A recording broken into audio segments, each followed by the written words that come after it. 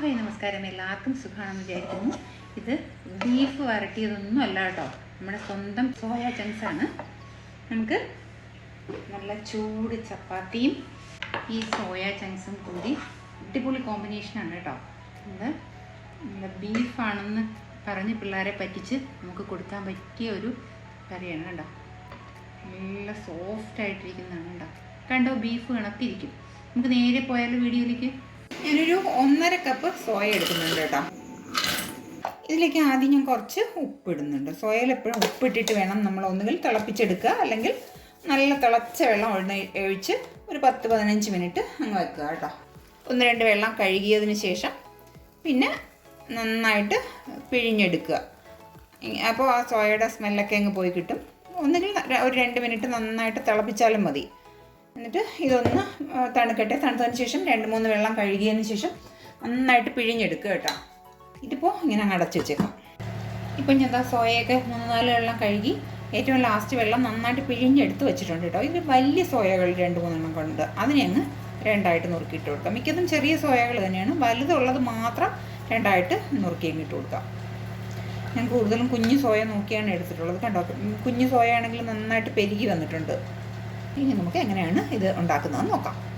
Pan എടുപ്പത്ത് വെച്ചിട്ടുണ്ട്. പാനിലേക്ക് ഞാൻ വെളിച്ചെണ്ണയാണ് ഒഴിച്ചു കൊടുക്കുന്നത് കേട്ടോ. ഒരു 1.5 ടേബിൾ സ്പൂൺ വെളിച്ചെണ്ണ ഒഴിച്ചു കൊടുക്കാം. ഇപ്പോൾ ഇത് ഓയിൽ നന്നായിട്ട് ചൂടായി വന്നിട്ടുണ്ട്. ഒരു ചെറിയ പീസ് പട്ട, ഒരു വളരെ കുറഞ്ഞ അളവിൽ മതി കേട്ടോ. 1 ഗ്രാമ്പു, 1 ഏലക്ക, ഇത് ഇത്രയും കൂടി ഇട്ടിട്ട് അതിനൊന്ന് ചൂടാക്കി എടുക്കാം കേട്ടോ. ഒന്ന് ചൂടാവട്ടെ ആ എണ്ണയിൽ കിടന്നിട്ട്. കാരണം അതിൻ്റെ ഫ്ലേവർ ഒന്ന് ഇറങ്ങണം, അത്രേ തന്നെ വേണ്ടുള്ളൂ, അല്ലാതെ ഒരുപാടൊന്നും വേണ്ട കേട്ടോ.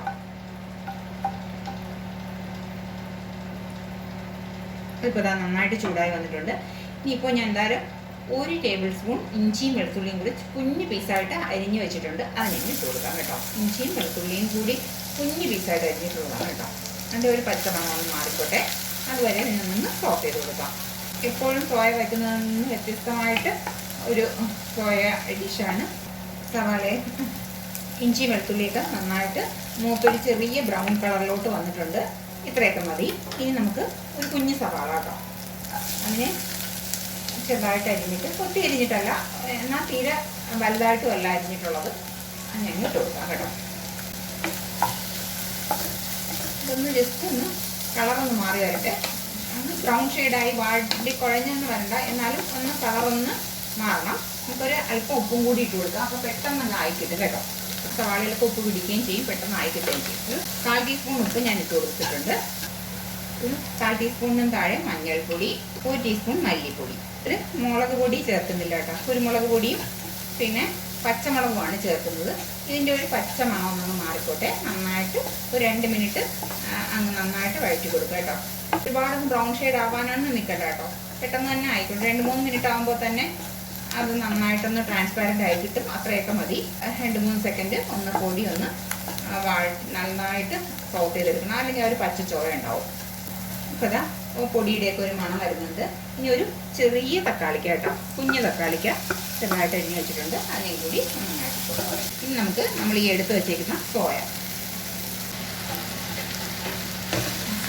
നന്നായിട്ട് ഈ മസാലയിൽ ഒന്ന് അതിൽ കൂടുതൽ തന്നെ ഞാൻ ഒരു പൊട്ടറ്റോ ചെറുതായിട്ട് അരിഞ്ഞ് വെച്ചിട്ടുണ്ട്. ആ ചെറിയ പൊട്ടറ്റോയും കുഞ്ഞു പീസായിട്ടാണ് അരിഞ്ഞിട്ടുള്ളത് കേട്ടോ. അതും ഇതിൽ സോയയിൽ കൂടെ കിടന്നിട്ട് ഒന്ന് നന്നായിട്ട് മിക്സ് ചെയ്യാം. നമുക്ക് ഇതൊക്കെ ഒന്ന് സോഫ്റ്റായി വരട്ടെ. ഇത് ആദ്യം ഒന്ന് അടച്ച് വെച്ചിട്ട് ആ ആവിയിൽ ഇരുന്ന് ഇതൊന്ന് വേഗണം. ഇപ്പോൾ ഇതാ ഒരു 2 സെക്കൻഡൊക്കെ കഴിഞ്ഞിട്ടുണ്ട്. നമുക്ക് ഇതിനൊന്ന് ഓപ്പൺ ചെയ്ത് നോക്കാം. നോൺ സ്റ്റിക്കിൻ്റെ പാത്രമായതുകൊണ്ട് എനിക്ക് വലിയ പ്രശ്നമില്ല. നിങ്ങൾ ഇടയ്ക്കിടയ്ക്ക് അല്ലാത്ത പാത്രമാണെങ്കിൽ ഇടയ്ക്കിടയ്ക്ക് ഒന്ന് ഇളക്കി ഒന്ന് യോജിച്ച് കൊടുക്കണം. ഞാൻ എന്താ വീട്ടിൽ വറുത്ത് പൊടിച്ച് വെച്ചിട്ടുള്ള കുരുമുളകാണ് ഒരു 1.5 ടേബിൾ സ്പൂൺ ഇട്ട് കൊടുക്കുന്നുണ്ട് കേട്ടോ. പിന്നെ അതുപോലെ തന്നെ വലിയ ജീരകം പൊടിച്ചത് കേട്ടോ, അത് ഒരു 1/2 ടീസ്പൂൺ ഇട്ട് കൊടുക്കുന്നുണ്ട്. വലിയ ജീരകം ഒരു 1/4 ടീസ്പൂൺ ഇട്ട് കൊടുക്കുന്നുണ്ട്. ഇതിൻ്റെ എല്ലാം കൂടി നന്നായിട്ട് മിക്സ് ചെയ്യും. ഇതെല്ലാം ഞാൻ വീട്ടിൽ വറുത്ത് പൊടിച്ച് വെച്ചിട്ടുള്ള സാധനങ്ങളാണ്. അതുകൊണ്ടാണ് ഞാൻ പിന്നെ ആദ്യം ആ പൊടിയുടെ കൂട്ടത്തിലെ മഞ്ഞപ്പൊടിയും മല്ലിപ്പൊടിയും ഇട്ടപ്പോൾ ചൂടാക്കി എടുക്കാതെ. ഇതെല്ലാം ഞാൻ ചൂടാക്കി പൊടിച്ച് വെച്ചിട്ടുള്ള സാധനങ്ങളാണ് കേട്ടോ. നിങ്ങൾ ഇതൊന്നും ചൂടാക്കി പൊടിച്ചതല്ല എന്നുണ്ടെങ്കിൽ അത് ആ മല്ലിപ്പൊടിയും മഞ്ഞപ്പൊടിയും ഇടുമ്പോൾ കൂടി ഒന്നൊന്ന് നന്നായിട്ടൊന്ന് ചൂടാക്കി എടുത്തോളണം കേട്ടോ. നമുക്കൊരു 1/4 കപ്പ് വെള്ളം ഒഴിച്ച് കൊടുക്കാം. വെള്ളം അധികം ആയിപ്പോണ്ട, ഇത് തിക്കായിട്ടിരിക്കുന്ന ഒരു കറിയാണ്, അതുകൊണ്ട് വെള്ളം അധികം ആയിപ്പോണ്ട കേട്ടോ. ഒരു 1/4 കപ്പ് വെള്ളം ഒഴിച്ചിട്ടുണ്ട്. നമുക്കിത് അടച്ചു വെച്ചൊരു 3-4 മിനിറ്റ് ഇതിരിക്കട്ടെ കേട്ടോ. ഇപ്പോൾ ഇതാ ഒരു 5 മിനിറ്റൊക്കെ ആയിട്ടുണ്ട്. നമുക്കിത് ഓപ്പൺ ചെയ്ത് നോക്കാം. വെള്ളം ഇല്ലാന്നുണ്ടെങ്കിൽ കുറച്ച് വെള്ളം ഒഴിച്ചിട്ട് തന്നെ ചെയ്ത് കൊടുക്കണം കേട്ടോ. ഇതൊന്ന് വേകുന്നത് വരെ ഒന്ന് ശകലം വെള്ളം ഒഴിച്ചിട്ട് തന്നെ നമ്മൾ ചെയ്ത് കൊടുക്കണം. ഇനി നമുക്ക് ഇതിലേക്ക് ആവശ്യമുള്ള പച്ചമുളക് കൂടി ഇട്ട് കൊടുക്കാം. കുരുമുളക് പൊടി ഇട്ടിട്ടുണ്ട്, അപ്പോൾ അതനുസരിച്ചിട്ട് പച്ചമുളക് നോക്കിയിട്ട് ഇടണം കേട്ടോ. ഞാൻ പച്ചമുളകും കൂടി ഇടുമ്പോഴാണ് അതിനൊരു കറക്റ്റ് ടേസ്റ്റ് വരുന്നത്. അപ്പോൾ ഞാനൊരു 3 പച്ചമുളക് ഇട്ടിട്ടുണ്ട്. നല്ലൊരു 1/4 കപ്പ് വെള്ളം കൂടി നമുക്ക് ഒഴിച്ച് കൊടുക്കാം. വെള്ളം ഒഴിക്കുമ്പോൾ പ്രത്യേകം ശ്രദ്ധിക്കണം, ചൂട് വെള്ളം ഒഴിക്കണം കേട്ടോ. നമുക്ക് അടച്ച് വെച്ചേക്കാം. അടച്ച് വെച്ച് ഒരു 5 മിനിറ്റും കൂടി ഇരിക്കട്ടെ. ഇപ്പം എന്നാൽ ഒരു 3-4 മിനിറ്റൊക്കെ ആയിട്ടുണ്ട്. നല്ല മണവും വരുന്നത് കേട്ടോ. നല്ല ബീഫ് വരട്ടിയതുപോലെ ഇരിക്കുന്ന സംഭവം കേട്ടോ. നല്ല നമുക്ക് കുരുമുളക് പൊടി കുറച്ചും കൂടി വേണമെന്നുണ്ടെങ്കിൽ എരിവിന് അതിട്ട് കൊടുത്താൽ മതി, അല്ലെങ്കിൽ പച്ചമുളക് ഇട്ട് കൊടുക്കുക കേട്ടോ. ഇനി നമുക്ക് അവസാനമായിട്ട് ഇതിൽ കുറച്ച് മല്ലിയില ഇട്ട് കൊടുക്കാം. മല്ലിയില ഇടുമ്പോൾ ഇഷ്ടം, അല്ലെങ്കിൽ കറിവേപ്പില ഇട്ടാലും മതി.